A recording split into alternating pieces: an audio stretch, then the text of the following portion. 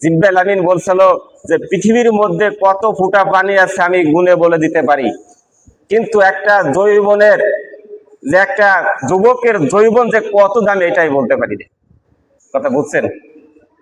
পৃথিবীতে কত ফুটা পানি আছে ফেরেশতা বলতে পারে, কিন্তু একটা যুবকের যৌবনের যে কত দামি সে বলতে পারে না।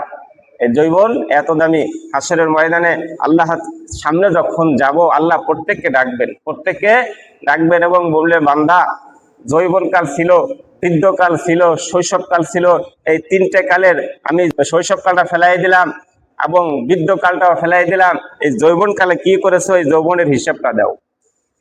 কোনটার কোনটার হিসাব নিও? বৃদ্ধকালের? শৈশবকালের?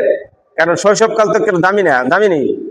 কারণ যৌবনকালে মানুষ সাগর পাড়ি দেয়, স্বপ্ন দেখে, রঙিন স্বপ্ন। বৃদ্ধকালে দেখে পাথরে ফুল ফোটায়, কিন্তু যৌবনকালে সাগরের ঢেউ থামায় কোথায়? এই যে একটা মনের আবেগ, সত্যি কি ফুটাইতে পারে? কিন্তু মনের আবেগ, যৌবনের মনের একটা আবেগ, এই আবেগে কিন্তু পাথরে ফুল ফোটায়, সাগরের ঢেউ থামায়। এই জন্য আল্লাহ তোর কাছে এত দামি যৌবনকাল, এত যৌবনকালের হিসাব আমার কাছে দাও, তারপরে তুমি জান্নাতে চলে যাও।